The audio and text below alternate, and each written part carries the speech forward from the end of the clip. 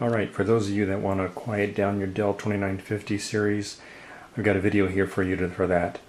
We're going to replace some fans inside of it that are going to quiet down quite a bit. So what I have here is a 2950 with stock fans and also a single power supply. The drives are pulled so we don't measure that sound level. So here we are. The server is turned off and we'll turn it on to get our first reference point.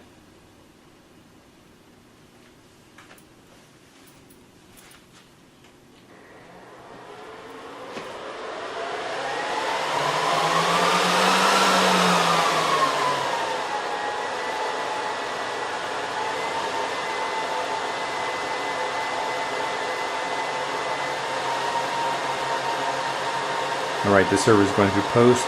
We've got about 62 to 63 dB.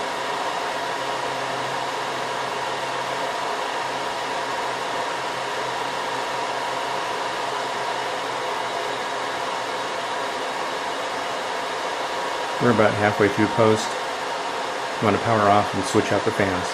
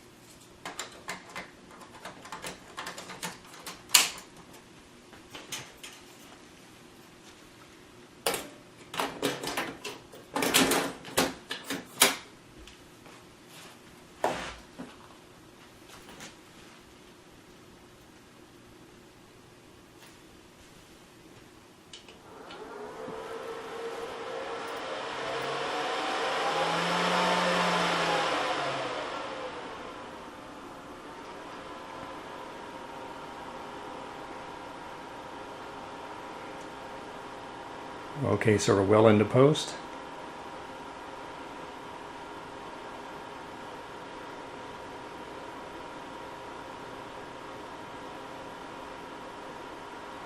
About halfway into it.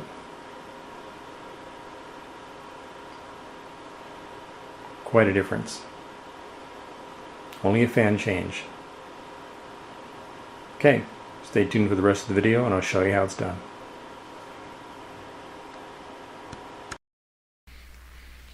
Alright, so here we have the actual finished product of what the fans look like. You can see on the right hand side here the original factory fan and its bracketing, and here is the modified bracket with the new fan.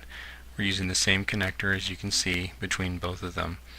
Here's the original fan, I should say unmodified, that I purchased. Sorry about the out of screen shot there, but let me bring it forward to the camera. You can see it's a top motor. It's a DF1260 25BM. The 4 wires there that come from the motor will be used on the new electrical connector that the old fan uses. So as we take this apart, I'll show you how to attach the wires and use the new connector. Alright, so having said that, we'll take a look at the original fan here and how to remove it from the bracket. So taking a look at it here, we're going to reuse this connector. So we're going to take a small screwdriver and wedge it in between the bracket and the connector and slide it out.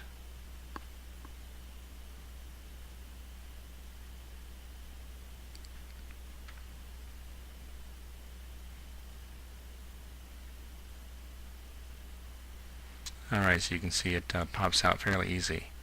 Next we're going to remove the orange clamp that's on the top of the bracket.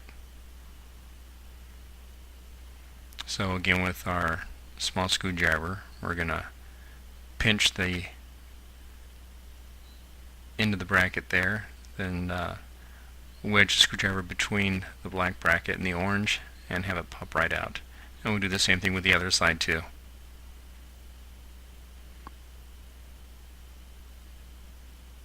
There we go. So now the bracket is free. We're going to reuse that, so we'll set it aside.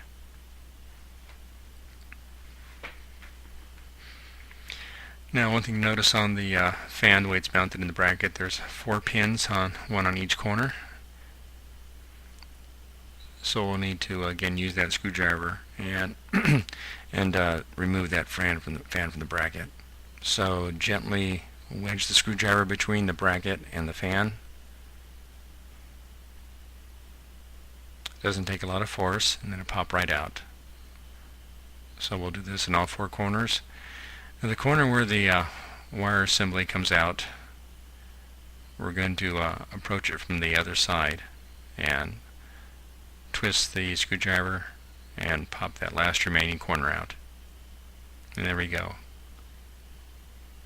Both pieces free, and we're going to reuse those again on the new fan assembly.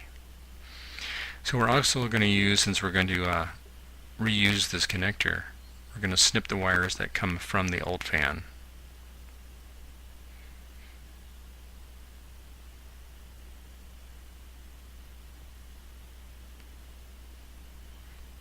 Alright, at this point that old fan is basically junk. We're not going to reuse that. So there's our 3 components we're going to reattach to our new fan assembly.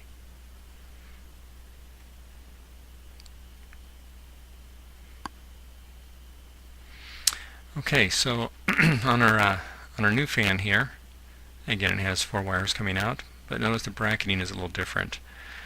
We're going to cut away at one of the flanges and the bracing as well, so we're going to need to remove that. As you can see on the old fan, it does not have that bracing, and since we only need 1 flange for our pins that come through the mounting bracket, we're just going ahead and cut through and remove that reinforcement and 1 flange. So we're going to do this with a hacksaw. You can use a Dremel tool as well if you want. It gets pretty noisy, as well as makes a pretty big mess when you use a Dremel. So for this video here, I'm just going to use a small hacksaw. The plastic is fairly soft, and as you can see, it won't take a lot of effort to cut through it. Just do so a little bit at a time. Take your time as you do this. You don't want to cut through the other end. So as you can see here, I'm cutting through the 1 corner.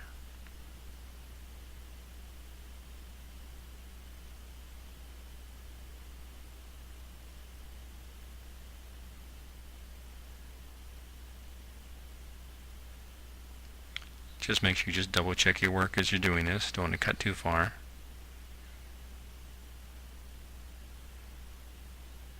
Okay, so you can see I've cut through all the way through to the other flange. Not through the flange. So now we're going to make another cut to remove that piece we just have cut through. Again, the plastic is fairly soft, so be careful as you cut. It doesn't take a lot of effort. So there we go. So now you can see just dust away some of the old fragments of plastic dust there. This is basically what it looks like. I'm going to go ahead and repeat this same process on the remaining 3 ends, or corners.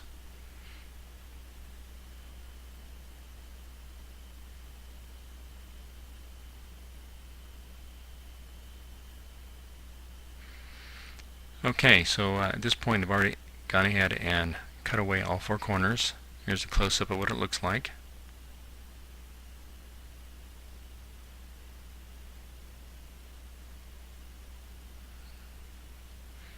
Notice it's the side of where the wires come out from the motor assembly. That's the side we cut away. So I'm going to take a little bit of the wiring from the new motor, leave it intact. Sorry about the out of frame shot there, but I'm going to snip the wires about there, and that's where I'm going to reattach it. Part of the reason why I do this is because it's kind of the natural curl of the wires when it comes out of the motor assembly. So I figured it'd be a little less stress on where the initial solder connections are at the motor itself. So at this point we're going to go ahead and strip those wires and reattach to the connector that we got from the original motor. Now with this motor, it's not a 1-to-1 direct combination in terms of the way they attach. But as you connect the wires back up to the connector assembly, from the fan to the connector, it is blue to blue, black to black. From the fan, green wire, to the connector, yellow wire, and then from the fan, yellow wire, to the connector, red wire. You'll see this as we get to that point as I get done here stripping and then connecting the wires, soldering, and attach everything. So if you want to skip ahead in the video and get to that point, that's fine. Otherwise, just sit tight and watch me as I go ahead and strip the wires, put the heat shrink tubing on, and then solder, shrink the tubing, and show you the finished product. So I'm just going to go on mute here while I do this work here. You can just watch along.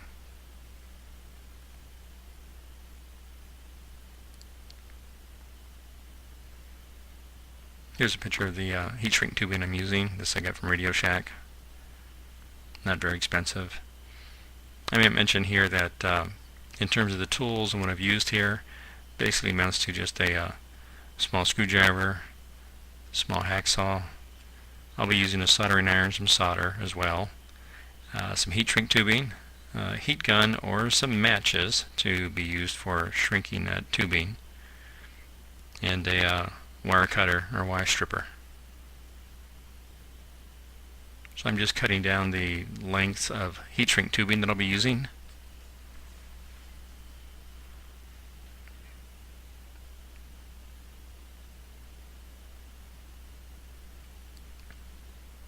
So I'm going to slip that tubing over the wires first.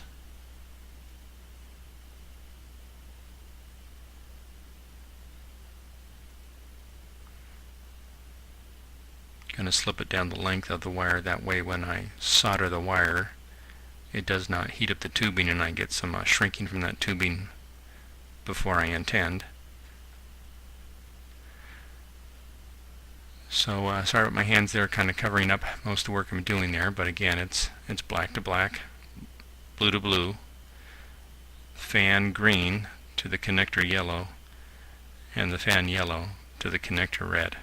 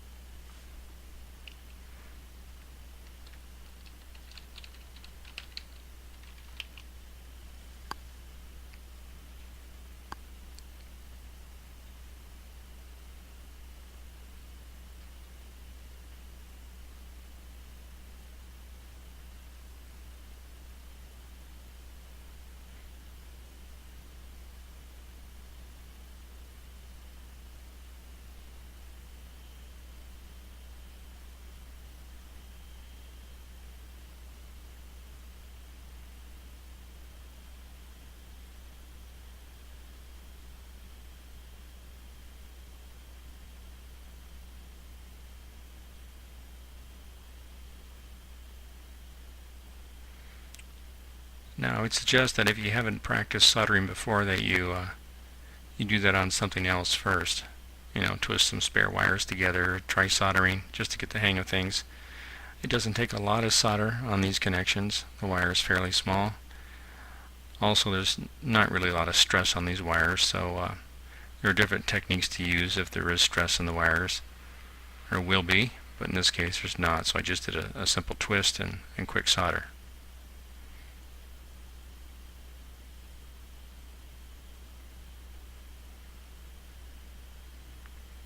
Alright, so at this point I'm going to go ahead and straighten out the wires a little bit. I'll bend down that solder connection and slip the heat shrink tubing over it. Do that for all 4 wires.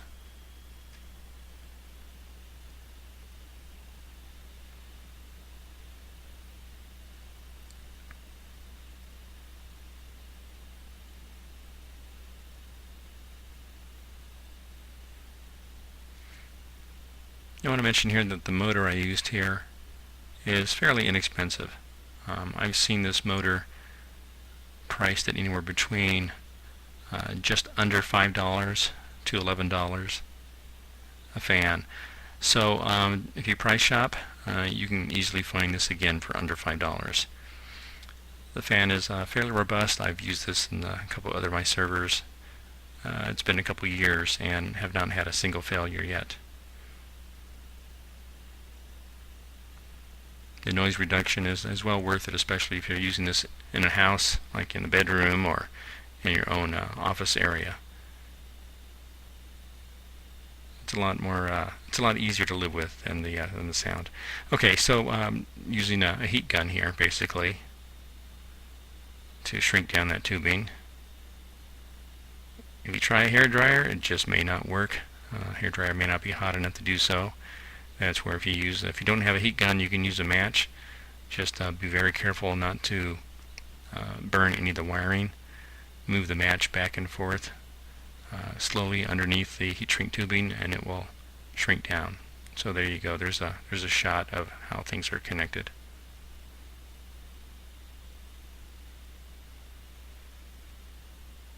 There may be some other fans out there even quieter than this one here, and but again, cost-wise, I'd be hard-pressed to find something less than that. So here I'm going to basically insert the fan now into the bracketing that the original fan came out of, and you can see it just snaps right in. Real easy to do. And I'm going to go ahead and reattach this orange bracketing as well. That's used to lock the fan in place once we've got it inserted back into the server.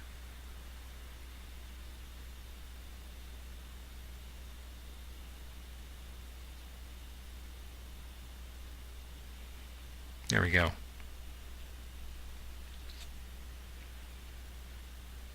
And now for the wire itself, again, I'm kind of going to loop it in the way it kind of naturally wants to come out of the motor assembly. I'm going to twist while I hold the other wires. That way it fits into the connector a little easier. And notice the little key on that connector. Make sure that it's facing upward there. I'm going to route these wires. Now I don't want these wires just dangling free, so what I'm going to do is take a tie wrap and use that to secure the wiring. So I'll bend it slightly so it's a little easier to route into that fan assembly. Now this is the back side of the fan here. These blades that you see here do not turn. They're fixed. It's on the front side of the fan where the blades spin. So I'm going to use this tie wrap here to secure that wiring.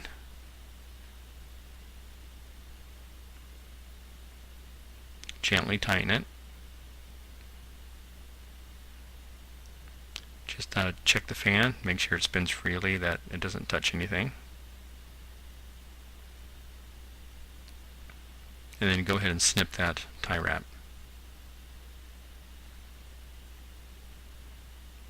And there you go. That's one down, 3 more to go. And this will replace the factory fans you've got in your 2950. You'll find this spins at roughly about 3,000 RPM inside, and will keep your 2950 down to about 31 degrees centigrade inside. So there you go.